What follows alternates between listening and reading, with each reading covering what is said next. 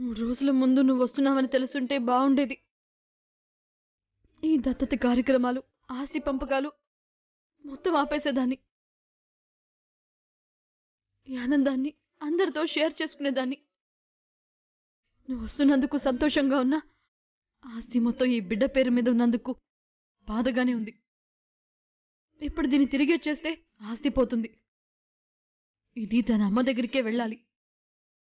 అలాగని ఆస్తి దీని సొంతం కాకూడదు. కర్ర విరక్కూడదు, పాము చావకూడదు అన్నట్టు హ్యాండిల్ చేయాలి. చిట్టు తల్లి, నువ్వేం ఫీల్ అవ్వకు. మన ఆస్తి మనకొచ్చేలాగా నేను ఏదొకటి ప్లాన్ చేస్తాను. నా రక్తం పంచుకొని పుడుతున్న నీకు అన్యాయం జరగనిస్తానా? ఏం చేసినా సరే ఈ ఆస్తి మొత్తానికి నిన్నే వారసురాల్ని చేస్తాను. ముందైతే ఈ పాపని తిరిగివ్వాలి. నేనివ్వను, వాళ్లే తీసుకోవాలి. తీసుకునేలా చేస్తాను. నువ్వు రిలాక్స్డ్గా ఉండు.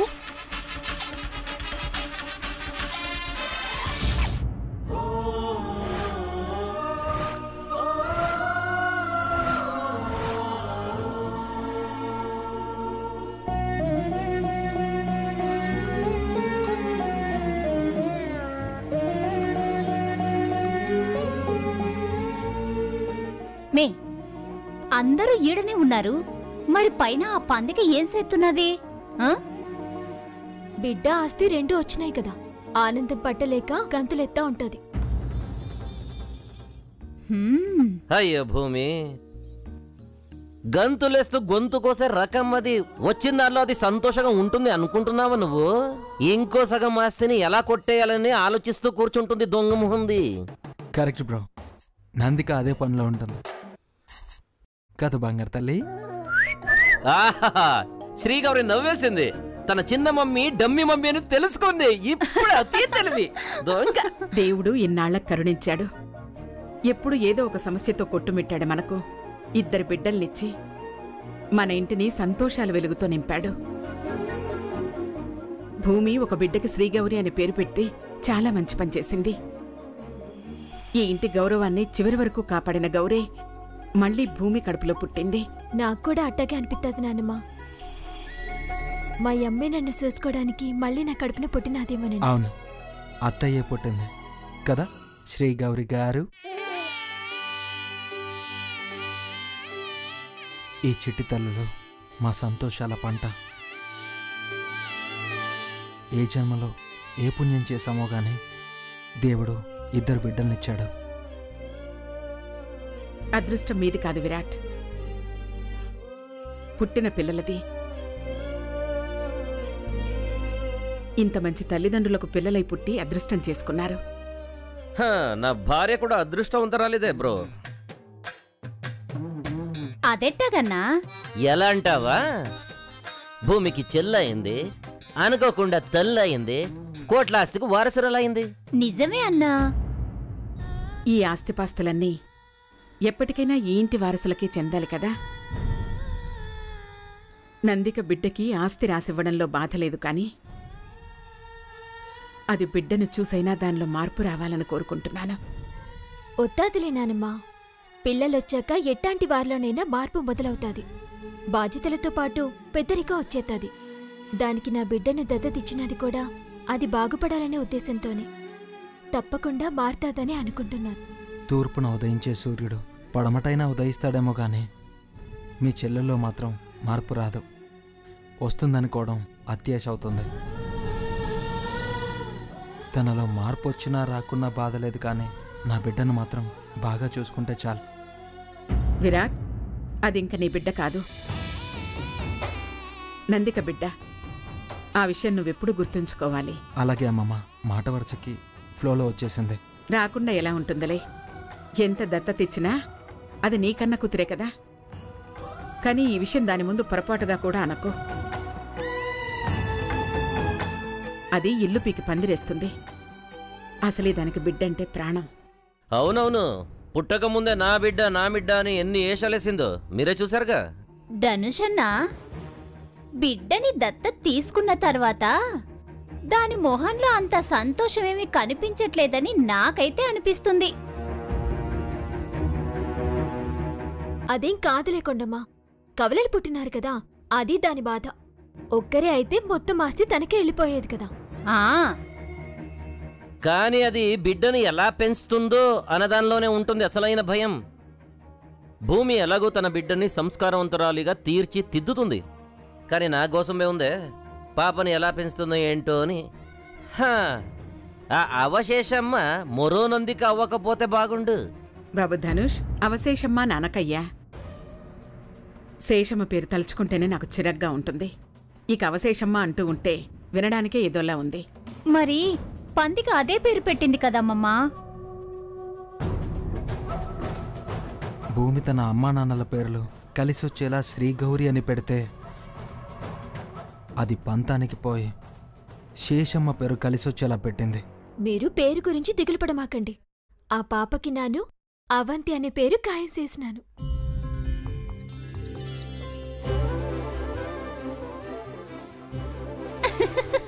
మనం ఆ పేరుతోనే పిలుచుకుందాం. అవంతి చాలా బాగుంది. అవంతిక పేరే కదా?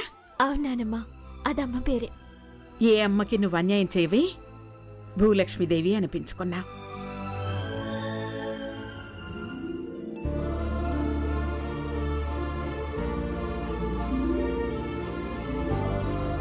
భూమి, పాప కాకలవుతున్నట్టుంది, త్వరగా పాలు పట్టించు. ఇటు చూడు నాన్న, ఇటు చూడు.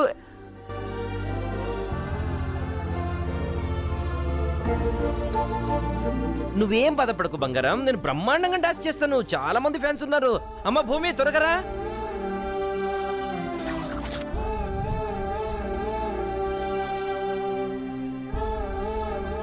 అరే రే రే రే, బంగారు తల్లి ఆకలిస్తున్నదా? ఓ ఇదిగో పాలు తాగు. తాగు తాగు తాగు.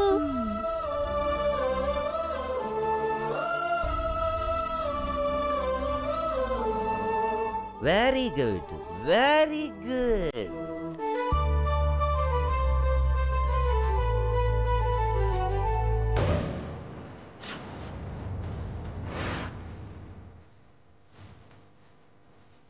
అందుకా పాప ఏం చేస్తుంది? ఆడుకుంటుంది నానమ్మా. దానికి కూడా ఆకలి అవుతుంది కదా, అందుకే ఇక్కడికి వచ్చాను.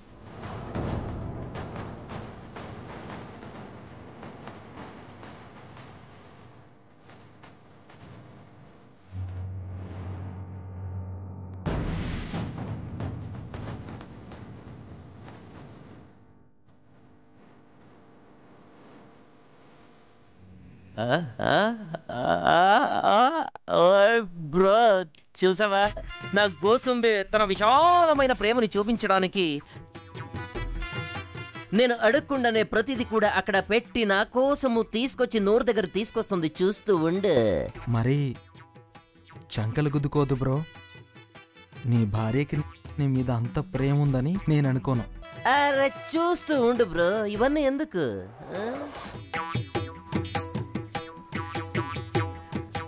బిడ్డ కాకలవుతుందని చెప్పి నువ్వు ప్లేట్లో వడ్డించుకుంటున్నావేంటి? అమ్మమ్మ, అది నా కోసం. అంతే కదా గోసు, అంతే కదా గోసు. అరే గోసు, నేను ఇక్కడ ఉన్నానే, అక్కడికి ఎవరు తీసుకెళ్తున్నావే? ఎవరున్నారే? మీరు మరీను మీకు ఆకలైతే పెట్టుకుని తినొచ్చు కదా. ఈ ఫుడ్ పాప కోసం తీసుకెళ్తున్నాను.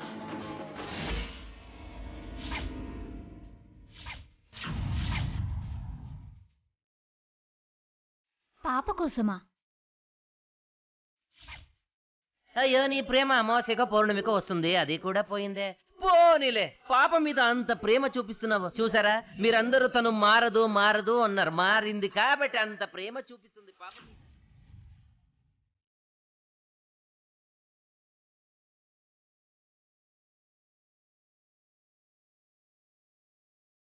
అయ్యో ధనుషన్న, బుర్ర తక్కువ మాటలు మాట్లాడమాకు.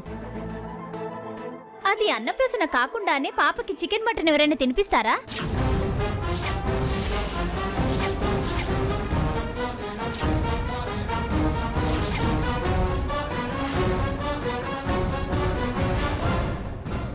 వీళ్ళేంటి ఇంకా రావడం లేదు? ఈ పాటికి రావాలి కదా. ఇంకా బల్బ్ వెలిగినట్టు లేదే. అది పాపని ఏదైనా చేసేటట్టున్నది పదా. ఆ? అయ్యో పాపా అయ్యో చికెన్ మీద కక్కుర్తి పడిన బుర్ర వాడడమే మానేశాను. చీ చీ చీ చీ చీ.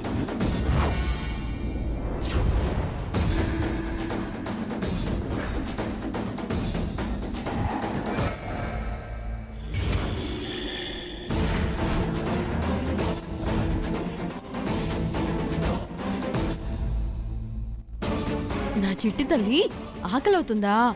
నీకోసం నేను చికెన్ రైస్ తీసుకుని వచ్చాను. ఇది తింటే నువ్వు తొందరగా పెద్దదానివైపోతావు.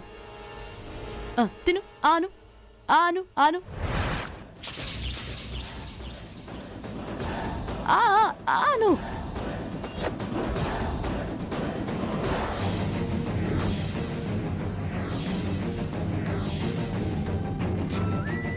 కొంచెం తినమ్మా. నోట్ తెరు. ఆను ఆను.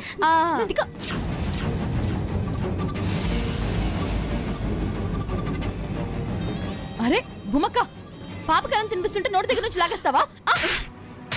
నానమ్మా, నేనేం చేశానమ్మా? నన్నెందుకు కొడుతున్నారు?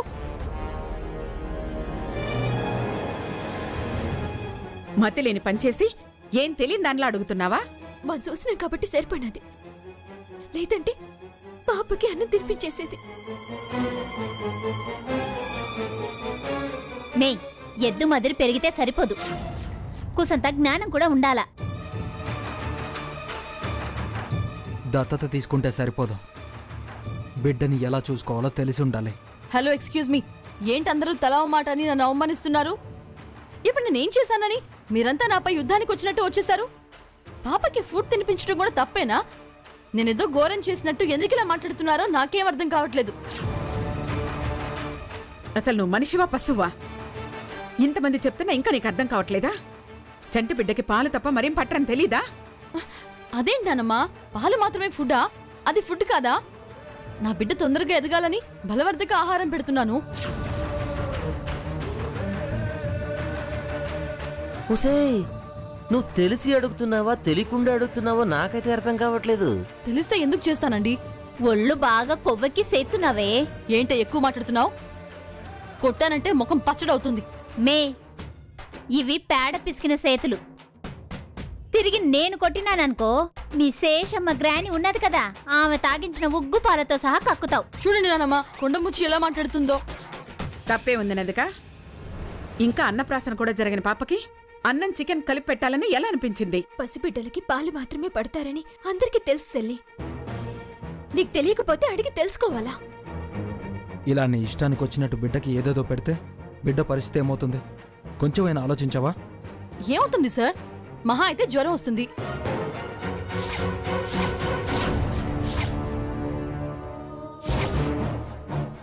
డాక్టర్కి చూపిస్తే సరిపోతుంది. అయినా ఇంత చిన్న విషయానికి ఇంత రాద్దంతమా? ఏదే చిన్న విషయం?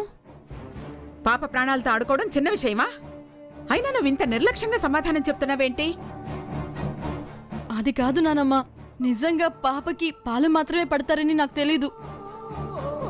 నా బిడ్డ తొందరగా ఎదిగి దానికి మాటలొచ్చి నన్ను అమ్మాని పిలవాలని ఆశపడుతున్నాను. అమ్మా తల్లి, నీ యాక్టింగ్లన్నీ కట్టుపెట్టు. కూరలో కొంచెం కారం ఎక్కువైతేనే మనకే పానం పోయినంత పని అవుతాది. అట్టాంటిది రోజుల పసిగుడ్డుకి కారం తినిపించి పెద్దదాన్ని చేసేద్దాం అనుకుంటున్నావా? బుర్రుంటే సరిపోదుమే, దాంట్లో ఇంత గుజ్జు కూడా ఉండాలా. నువ్వు చెప్పే మాటలేవి నమ్మబుద్ధి కావట్లేదు ఇక్కడ. నీ మాటలెందుకు? పాపనిచ్చేమని అడుగు భూమక్క. అవును చెల్లి, నువ్వెందుకిట్టా చేసినావో నాకు తెలీదు. నిజంగా నీకు తెలియక చేస్తే మాత్రం ఇంకెప్పుడు ఇట్టా చేయకో. బిడ్డని పెంచే ఇదాన నీకు తెలియకపోతే మమ్మల్ని అడుగు. నా బిడ్డను నేను పెంచుతానని తీసుకో భూమక్క. నువ్వు అడిగితే వెంటనే ఇచ్చేస్తా. విరాట్ సార్, మీరైనా అడగండి. నీ పిచ్చి పిచ్చి చేష్టలతో బిడ్డని ఇబ్బంది పెట్టాలని చూస్తే నేను ఊరుకోను. బిడ్డకి ఏదైనా అయితే మాత్రం ఎవరు క్షమించినా నేను మాత్రం క్షమించాను. బ్రో, నీకు అవకాశం ఇవ్వను. బిడ్డ బాగున్నంత వరకే తను బాగుంటుంది. తేడా జరిగిందనుకో తాడ తీస్తాను. లేదు, బిడ్డను నేను బాగా చూసుకుంటాను.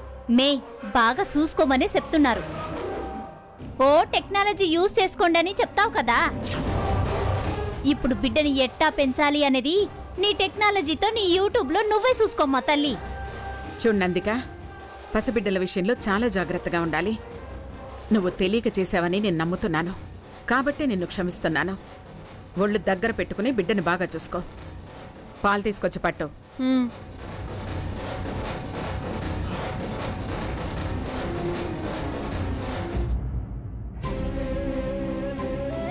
చూడు చెల్లి, ఇది మా పాను. మీకు దత్త తెచ్చినా దీని మీద మమకారం మాం సచ్చేదాకా పోదు. జాగ్రత్తగా చూసుకో.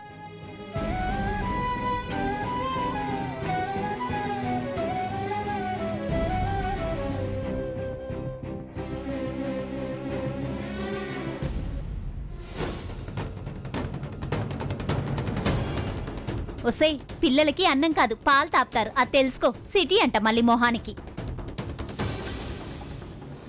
ఒసే దొంగ మోహదనా, వాళ్ళు పాపనిచ్చింది మనం జాగ్రత్తగా చూసుకుంటామని. మళ్ళీ పిచ్చి పిచ్చి వేషాలు వేయకే.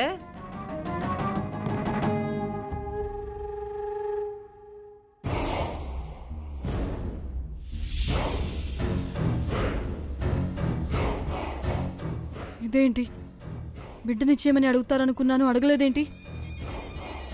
వాళ్ళ బిడ్డని వాళ్ళకి తిరిగిచ్చేయడానికి కూడా ఇన్ని పాటలు పడాలా?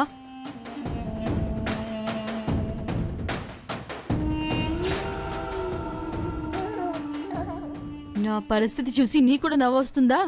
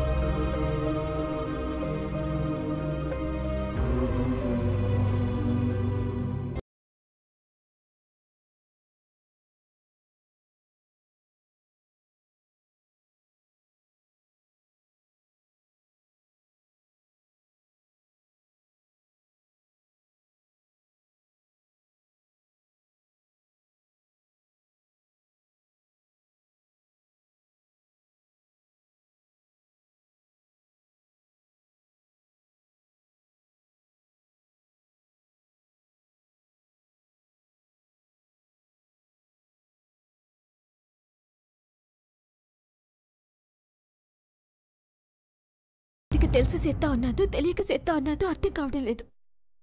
మనం వెళ్ళడం ఒక్క నిమిషం ఆలస్యం అయ్యుంటే బిడ్డ పరిస్థితి ఇట్టా ఉండేదో ఊహించుకోనికి భయంగా ఉన్నది. అది బిడ్డని సీతాతోరని దిగులుగా ఉన్నది. తెలిసి ఎందుకు చేస్తుందిలే భూమి. అది ఎప్పుడైనా ఎవరి బిడ్డనైనా ఎత్తుకుని ఆడించుంటే కదా తెలిసేది. బిడ్డలకి ఏం పెట్టాలి ఏం పెట్టకూడదు అని ఎట్టా తెలియకుండా ఉంటుంది విరాట్ బాబు. అది నా మీద కక్షతో బిడ్డని బాధ పెడుతుందేమో అనిపిస్తున్నా. చచా, పసిబిడ్డల విషయంలో నందిక అలా చేస్తుందంటే నేను నమ్మను. తనకి బిడ్డలంటే ప్రేమ ఉండబట్టే కదా పట్టుబట్టి మన బిడ్డను దత్త తీసుకుంది. నన్ను సాధించడానికి అది తీసుకున్నదేమో. లేదు భూమి, తన బిడ్డను మన బిడ్డ కంటే బొత్తుగా ముద్దుగా చేయాలనే ఆరటంతో దానికి అప్పుడే అన్నం తినిపించపోయింది. అంతే తప్ప మరో ఉద్దేశం ఉంటుందని నేను అనుకోను. దానికి నీ మీద కోపం ఉంటుందేమో కానీ మన బిడ్డ మీద కాదు. నన్ను ఓదార్చడానికి అంటున్నారు గాని మీరు కూడా నందిక చేసిన పనికి తనని బాగా కోపడినారు కదా. మీకు బాధ అనిపించినది కదా. ఆ పరిస్థితుల్లో చూసి బాధతో 4 మాటలు అన్నాను. తర్వాత ఆలోచించాను. నందిక మాటల్లో అమాయకత్వం కనిపించింది, కానీ పగెక్కడ కనిపించలేదు. అందుకే తనను అర్థం చేసుకున్నాను. అది కాదు విరాట్ బాబు. ఇంకేం మాట్లాడుకో. నువ్విలా పస్తులుంటే మీ అమ్మ శ్రీగౌరి నన్ను తిడుతుంది. అదే మన బుజ్జి. దానికోసమైనా నువ్వు తినాలి. రా కూర్చో.